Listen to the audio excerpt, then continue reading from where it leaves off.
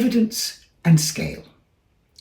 Now, a good idea will sell itself, right? Unfortunately not.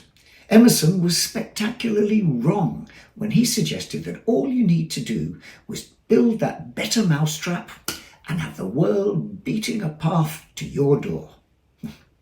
History's full of examples of innovations that, whilst being good and proven solutions, more than just a gleam in their inventor's eye, stubbornly refused to scale. They failed to have impact on a widespread basis. Think about Earl Tupper and his alchemical miracle, creating an award-winning product out of the unpromising raw material of black sludge from oil refining waste. Tupperware eventually made it as an innovation which scaled, but it was only after Brownie Wise teamed up with him and pioneered the social marketing that brought that product into the homes of key influencers. Or think about Toshiba, investing close to $1 billion in the technology underpinning what they saw as the next generation of high-quality DVD recording, only to fall in the final straight as the market opted for the Sony Blu-ray system. Now, this was a fascinating echo of the story which Sony had encountered decades earlier when its Betamax videotape format lost the battle to the VHS standard, despite having many technical advantages over it. Or there's Better Place, an ambitious green startup that offered to make the world more sustainable by introducing battery swap technology. Despite raising a huge amount of venture finance and gaining the backing of world leaders and CEOs prepared to set up whole factories, the vision fell apart after 3 years. Now, these are not the failures of foolish and unprepared entrepreneurs. They all had much to offer, and they'd proven their technologies worked. But they stumbled over one or other of the many rocks strewn in the way of those trying to make the journey to scale. There are plenty of them in the world of commercial innovation, and in the field of social change, innovations designed to have an impact and change the world, it's even more difficult. Well, one of the challenges is around the role of evidence. At its simplest, we adopt new things because we see some benefit in them. They make our lives easier, more comfortable, or better in some way. That's what gives rise to the S-curve shape, which you can find associated with any innovation. It isn't a case of all or nothing. Adoption takes time. And one of the key influences on that is the role of evidence. For early adopters, it's a matter of being convinced enough by data or demonstrations that the innovation has real advantages to offer. They're looking for hard and measurable facts to underpin their decision. But as we move along the road, diffusion becomes more of a social process as well. Because the more we see others getting benefit, the more we're prepared to take the risk. So shaping our perceptions of new things so that we adopt them sooner is a huge part of what advertising does. And it plays on our desire for evidence. Being persuaded by facts, figures, demonstrations, simple observation accelerates the process. Think about Washington Carver and his famous attempts to get rural farmers in the southern United States, who are a fairly skeptical breed, trying to get them to adopt new strains and methods. Simply giving them the hard facts wasn't enough. His success came when he could show that crops in his demonstration fields grew higher or thicker than those around. Seeing is believing, and it reminds us that evidence comes in many forms and can be communicated in different ways. It's also a matter of who's offering us the evidence. Can we trust it? Can we believe it? Can we trust them? The advertising industry's played this tune for a long time, persuading us about the virtues of better toothpaste or headache pills by invoking the eminently trustworthy authority of medical practitioners, men and women in white coats. We also listen to key influencers, opinion leaders whose perceptions we trust, and we're much more likely to adopt something if it's recommended by people like us. All of these factors shape the familiar S-curve pattern, which we see over the life of innovations, whereby adoption accelerates after the first wave. There's a kind of snowball effect with the accumulation of evidence, especially the experience of satisfied adopters, driving up the pace of adoption. Or not. Negative evidence or word of mouth can quickly stop an innovation right in its tracks. So, if we're concerned with trying to scale our innovation, it's worth looking a little more closely at the role evidence plays, at the monitoring and evaluation processes which build that evidence base, and how that evidence is communicated. We could do a lot worse than break down our review into some key question areas: who, what, when, and how of scaling evidence. So let's look at the who. Who needs evidence? Well, self-evidently, adopters. As we've seen, it's a key part of the innovation decision process. But we often use proxies, opinion leaders, to influence those decisions, whether that's the Joneses we try to keep up with or our favourite social media influencer. Adoption's based on trusting others' judgment, and we assume that they have reviewed the evidence in coming to their decision, so we'll tend to follow them. Beyond that who, there's another group, investors. Whether it's donors funding social innovation, or government promoting a new technology, or individual investors in a crowdfunding campaign, those investors are looking for evidence to shape their behaviour. Is the innovation worth doing? Is there evidence of demand and potential impact? Is there evidence downstream of actual impact? And along the way, are the trends moving in the right direction? And afterwards, was that investment worthwhile? Was it done well? Could it have been done better? What have we learned? Now, these are all questions which require evidence. And then there's another who, the innovators themselves, the teams growing and hopefully scaling their innovation.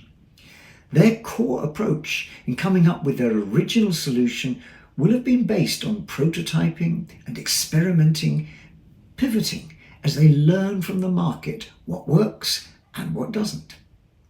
And that experimental learning cycle doesn't stop once the solution's established. If anything, the journey to scale requires even more of this pivoting and adaptation to suit different contexts and different situations on the scaling journey. So once again, what the team needs and why they're doing all those experiments and trying to learn, what they need is evidence, information. Now, in the field of social innovation, there are other stakeholders we have to consider, all of whom will have an influence on whether or not an innovation can scale. So let's look at the what. What kind of evidence do we need? And in a world increasingly plagued by fake news and unreliable facts and figures, what constitutes good evidence? Now, there isn't one size fits all. Different players, as we've just seen, look for different kinds of evidence. Evidence is very much a matter of horses for courses. Of course, we're looking for evidence of impact, of relative advantage. How far is the new thing better than what it replaces? But in the field of social innovation, where donors and funders may be asking that question, there's also a need to provide evidence that the problem is important and that the right problem is being addressed, and also that the solution has real value for end users. Is there real advantage to that solution, and is it compatible with the context in which it's going to operate? And then there's also considerations of how well the solution is delivered.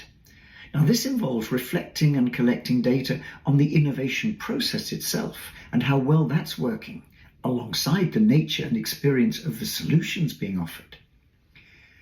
There's also something about the quality and reliability of the evidence we assemble. Now, clearly our aim should be to provide proof, facts which can be verified. Not for nothing does the healthcare sector place so much weight on randomized controlled trials as a gold standard to help determine whether a new medicine or treatment is effective or not.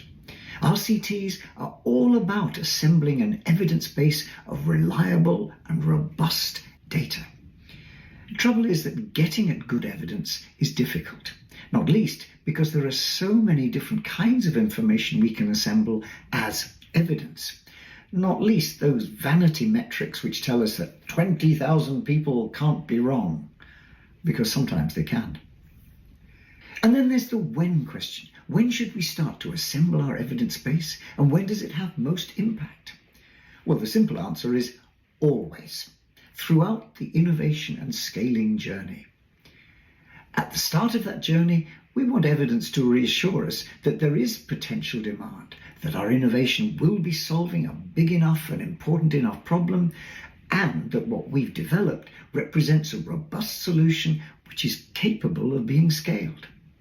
Without this to back up our claims, we're unlikely to get very far in trying to convince others to buy into or support our solutions. And then during the process, it's all about pivoting, using evidence of success and failure to help shape and adapt our innovation to suit different contexts. In the social innovation field, the market might involve a number of different players, but the principle's still the same. We can use different kinds of evidence to help us get a better fit between innovation and context, which will increase our chances of successfully scaling it. Now, a simple example might be the case of Netflix. Early on in their innovation journey, Netflix realized that their entertainment supply model, based on shipping DVDs by post, was not the way to go in the future. Whilst that model worked, there was increasing evidence that people were turning to online streaming of music. And the same was likely to happen to video as high-speed internet bandwidth became available. So they pivoted to a streaming approach, learning with that newly emerging market, while at the same time maintaining their video by post approach. Contrary to popular myth, Blockbuster didn't simply plough on with its old bricks and mortar solution using shops as rental hubs. They saw the evidence of Netflix's successful new online model and developed their own solutions to emulate it, abandoning late fees, experimenting with online delivery, and so on. The problem for them was that their wider value network, the other players in their game, had too much invested in the original model and were reluctant to let go. So in spite of the evidence, they couldn't change their business model, with the resulting collapse eventually of their operations. But back to our when question. At the end of the process, there's an opportunity for collecting a different kind of evidence around learning. If we succeeded, why and what could we do more of next time? And if we failed, what can we change? Smart organizations concerned with learning to repeat the innovation trick develop routines, embedded patterns of behavior which become the way we do things around here. These routines find their way into policies, procedures, processes, but not by accident. There's a need for post-project reviews, set-down meetings, other devices to capture evidence, to capture learning. Trouble is, particularly with projects that haven't gone so well, there's a tendency to cover up and disguise things, obscuring the evidence that we need so badly to help us improve next time. Which brings us to the question of how in evidence. How do we set up robust and flexible monitoring and evaluation so we can collect the different kinds of evidence needed by different stakeholders? So what frameworks and tools are available? What different approaches might be needed under different circumstances? Not surprisingly, there's no simple answer to this, but a clear need to put an evidence strategy into place at the outset of the innovation scaling journey. Since evidence will play such a key role, we need to allow time and resources and develop or bring in the expertise to work on this aspect of our project in parallel with rolling out our solution. And we need to think hard about how we communicate the evidence we acquire to a variety of different audiences. How do we build on good evidence to tell the innovation story? Adoption of innovation is a social process which is accelerated or retarded by more than facts. It depends on perceptions and on social influence. That's a lesson which comes through repeatedly in the work of Everett Rogers, the godfather of innovation diffusion research, and it continues to play a key role according to current research findings. And it's also clear from the experience of would-be innovators trying to scale their innovations. Back to Tupperware, there was nothing wrong with Earl Tupper's product innovation, except that no one was particularly interested in buying it. That all changed when he switched his marketing from in-store sales to doorstep selling, and in particular through that to the in-home party. Brownie Wise was one of the early demonstrators and quickly proved her facility at persuading homemakers to adopt the product. Her sales pitch was essentially around changing the way in which the core evidence that the product worked and was a viable, better food storage solution than traditional glass jars, but that this evidence was communicated and perceived differently. She had great attention-grabbing skills. For example, one of her party tricks involved filling a Tupperware bowl with tomato soup and throwing it across the room, where it landed, seal still intact, and without spilling and staining the carpet. But she accompanied these tricks with a much more powerful approach, which was to engage the party hostesses as sales agents. Their source credibility, that's the degree of trust and respect in which they're held by their peers, meant that they were very powerful opinion leaders, able to accelerate innovation adoption across social networks. These days we'd call them influencers, but whatever the label, the way in which they could amplify the positive perception of the evidence played a key role in successful scaling. So the key lessons we should take from this are, first of all, scaling is not automatic. It's a long and difficult journey. But second, that evidence makes a difference. Evidence is what drives and accelerates or retards that S-curve around adoption. But we need to consider an evidence strategy. Not just we need evidence, but who's it for and their different needs? What form can it take that will be convincing? How are we going to communicate the story? Now, innovation is what's helped us as a species, the human race, to survive and grow in what is still a very hostile, turbulent, and uncertain world. But it hasn't been a matter of simply adopting, taking on every new idea because it's new. That's a very dangerous strategy, not least because many innovations are not good and they may take us in the wrong direction.